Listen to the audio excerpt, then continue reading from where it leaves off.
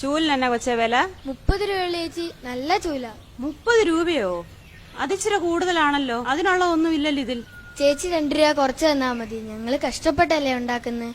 ഞങ്ങളും കഷ്ടപ്പെട്ടുണ്ടാക്കുന്നതാ. 20 രൂപയ്ക്കാണെങ്കിൽ ഞാൻ 2 എണ്ണം എടുത്തോളാം. അയ്യോ ചേച്ചി, 20 രൂപയ്ക്ക് തന്നാ മുതലാവില്ല. ചേച്ചി ഒരു 25 രൂപ തന്നാ മതി. 25 രൂപയോ? അതിച്ചിരി കൂടുതലാ. എനിക്ക് വേണ്ട ചൂല്.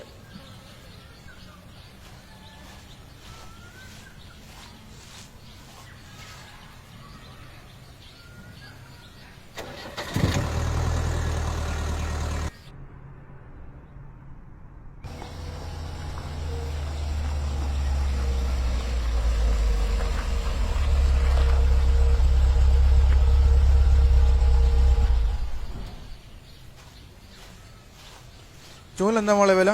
30 രൂപയുള്ള ചേട്ടാ, നല്ല ചൂല. 30 രൂപ. ഒരു 25 രൂപയ്ക്കാണ് ചേട്ടൻ മൊത്തം എടുത്തോളാം. എന്തു പറയുന്നു? ഇതുവരെ ഒന്നും വിറ്റുപോയിട്ടില്ല.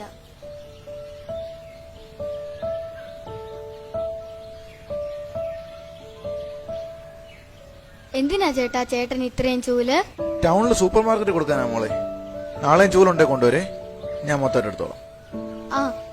ശരി മോളെ.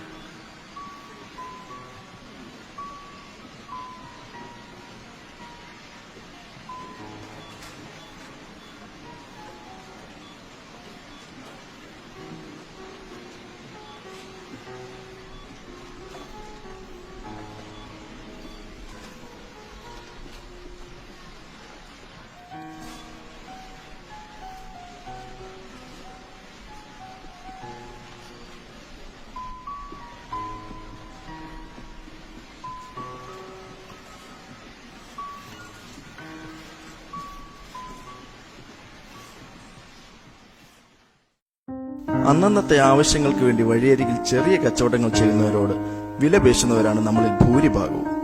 എന്നാൽ അതേ സാധനം പായ്ക്ക് ചെയ്ത് ഒരു വലിയ വിലയുടെ ടാഗുമിട്ട് വലിയ കടകളിൽ വിൽപ്പനയ്ക്ക് വെച്ചിരിക്കുന്നത് ഒരു വിലപേശലും കൂടാതെ നമ്മൾ വാങ്ങുന്നു. ബിവറേജസ് ഷോപ്പുകളിലൊന്നും യാതൊരു വിലപേശലും ആർക്കുമില്ല, പരാതിയുമില്ല. ഇനിയെങ്കിലും വഴിയരികിലുള്ള ചെറു കച്ചവടക്കാരോട് വിലപേശാൻ തോന്നുമ്പോൾ ഒന്നുകൂടി ആലോചിക്കുക.